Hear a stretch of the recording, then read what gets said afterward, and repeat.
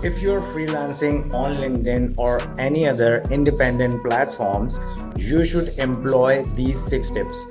These will be really helpful for you. Number one, must know your hourly rate so you can always calculate your prices according to the time required to complete the project.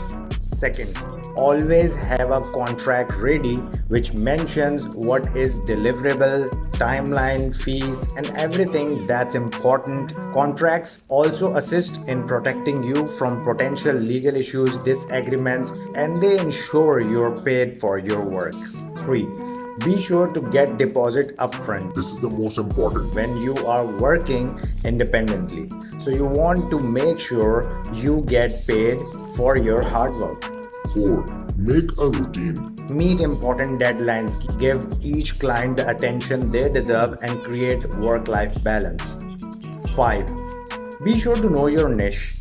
You have got to position yourself as an expert in your space and share your knowledge with anyone who will listen.